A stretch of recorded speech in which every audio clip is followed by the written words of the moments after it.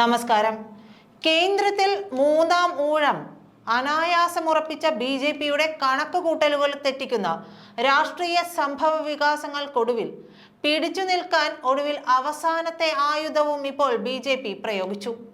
ലോക്സഭാ തെരഞ്ഞെടുപ്പിന്റെ അവസാന ഘട്ടം നടക്കുന്നതിനിടെ തന്നെ പൗരത്വ ഭേദഗതി നിയമം അതായത് CAA നടപ്പാക്കിയത് ഇതിന്റെ ഭാഗമായാണ്. രാഷ്ട്രീയ കേന്ദ്രങ്ങളെ അമ്പരപ്പിച്ചുകൊണ്ട് 14 പേരുടെ പൗരത്വ സർട്ടിഫിക്കറ്റാണ് മെയ് 15-ന് കേന്ദ്ര ആഭ്യന്തര സെക്രട്ടറി നേരിട്ട് കൈമാറിയത്.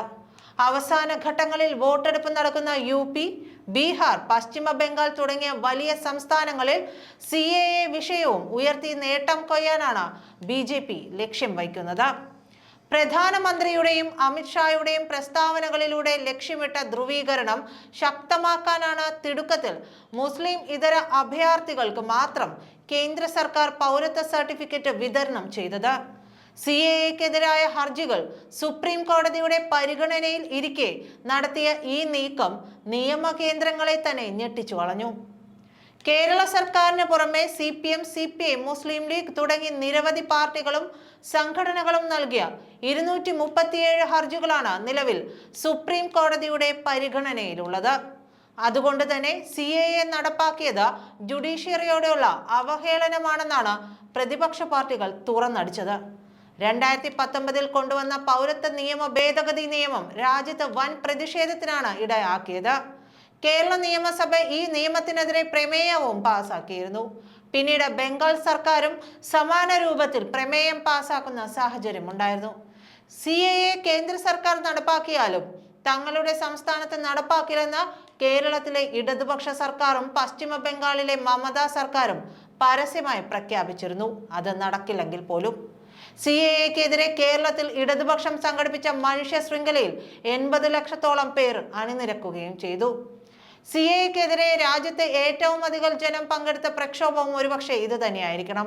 ഡൽഹി, മഹാരാഷ്ട്ര, കേരളം, പശ്ചിമ ബംഗാൾ, കർണാടക, ബീഹാർ തുടങ്ങി വിവിധ സംസ്ഥാനങ്ങളിലും വലിയ രൂപത്തിലാണ് പ്രതിഷേധങ്ങൾ അരങ്ങേറിയിരുന്നത്. മിക്കയിടത്തും പോലീസ് ലാത്തിചാർജും സംഘർഷങ്ങളും പതിവായിരുന്നു. ഡൽഹി JNUവിൽ വിദ്യാർത്ഥികളും പരിവാറുകാരും തമ്മിൽ നടന്ന ഏറ്റുമുട്ടലിൽ JNU വിദ്യാർത്ഥി യൂണിയൻ ചെയർപേഴ്സണായ ഐഷി ഘോഷിനും ഗുരുതരമായി പരിക്കേറ്റിരുന്നു. പോലീസും വിദ്യാർത്ഥികളും തമ്മിൽ നിരവധി തവണയാണ് ഡൽഹി, UP, മഹാരാഷ്ട്ര സംസ്ഥാനങ്ങളിൽ ഏറ്റുമുട്ടൽ നടന്നിരുന്നത്.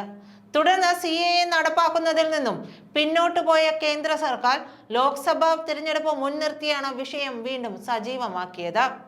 CAA ഈ സർക്കാരിന്റെ കാലത്ത് തന്നെ നടപ്പാക്കുമെന്ന് നേരത്തെ തന്നെ കേന്ദ്ര ആഭ്യന്തരമന്ത്രി അമിത്ഷാ പരസ്യമായി പ്രഖ്യാപിച്ചിരുന്നു. തിരഞ്ഞെടുപ്പ് അവസാന ലാപ്പിലെത്തിയതോടെ ആ അജണ്ടയും ഇപ്പോൾ മോദി സർക്കാർ നടപ്പിലാക്കിയിരിക്കുകയാണ്. ഡൽഹി മുഖ്യമന്ത്രി അരവിന്ദ് കെജ്രിവാളിന്റെ അറസ്റ്റും തുടർന്നുണ്ടായ സംഭവ വികാസങ്ങളുമാണ് ഇപ്പോൾ തന്നെ CAA നടപ്പാക്കാൻ കേന്ദ്ര സർക്കാരിനെ പ്രേരിപ്പിച്ചത്. കേജ്രിവാൾ പുറത്തുവന്ന BJPക്കും മോദിക്കും എതിരെ നടത്തിയ കടന്നാക്രമണങ്ങളും പ്രതിപക്ഷം രൂപീകരിച്ച ഇന്ത്യ സഖ്യം ഒത്തൊരുമിച്ച് മുന്നോട്ട് പോകുന്നതുമാണ് BJPയുടെ കണക്കുകൂട്ടലുകൾ തെറ്റിച്ചിരിക്കുന്നത്. വോട്ടിംഗ് ശതമാനം കുറഞ്ഞു വരിക കൂടി ചെയ്തതോടെയാണ് ഒരു തരംഗവും BJPക്ക് അനുകൂലമായി ഇല്ലെന്ന യാഥാർത്ഥ്യം BJP നേതൃത്വം തിരിച്ചറിഞ്ഞിരിക്കുന്നത്. UP, പശ്ചിമ ബംഗാൾ, ബീഹാർ, മഹാരാഷ്ട്ര സംസ്ഥാനങ്ങളിലെ 210 സീറ്റുകളാണ് രാജ്യം ആരാണ് ഭരിക്കുക എന്നത് തീരുമാനിക്കാൻ പോകുന്നത്. ഇതിൽ പശ്ചിമ ബംഗാൾ ഒഴികെ ബാക്കി 3 സംസ്ഥാനങ്ങളിലും തൂത്തുവാരുന്ന റിസൾട്ടാണ് 2019 BJPക്ക് ഉണ്ടായിരുന്നത്. കാവ്യ രാഷ്ട്രീയത്തിന് വളക്കൂറില്ലാതിരുന്ന പശ്ചിമ ബംഗാളിൽ പോലും 42-ൽ 18 സീറ്റുകൾ നേടാൻ അന്ന് അവർക്ക് കഴിഞ്ഞു. എന്നാൽ ഇപ്പോൾ സ്ഥിതി വ്യത്യസ്തമാണ്.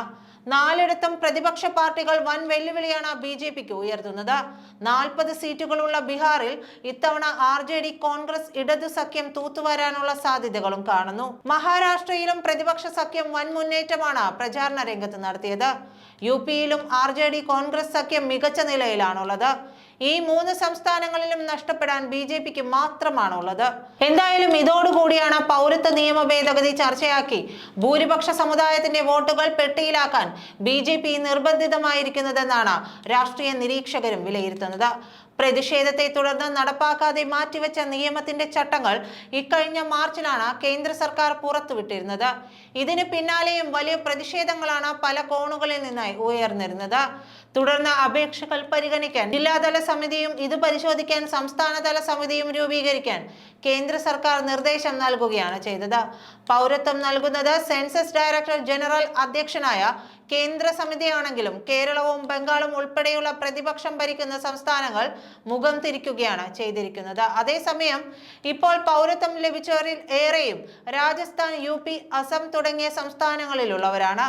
പാകിസ്ഥാനിൽ നിന്ന് വന്ന അഭയാർത്ഥികൾക്കാണ് ആദ്യഘട്ടത്തിൽ പൗരത്വം കിട്ടിയിരിക്കുന്നത്. കൂടുതൽ അപേക്ഷകർക്ക് ഉടൻ തന്നെ ഡിജിറ്റൽ സർട്ടിഫിക്കറ്റുകൾ അയച്ചു കൊടുക്കുമെന്നാണ് സർക്കാർ വൃത്തങ്ങൾ അറിയിച്ചത്. ഇതോടെ ഇന്ത്യൻ രാഷ്ട്രീയം വീണ്ടും കലങ്ങി മറിയുകയാണ്.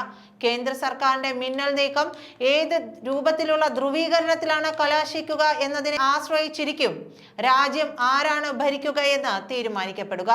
നന്ദി.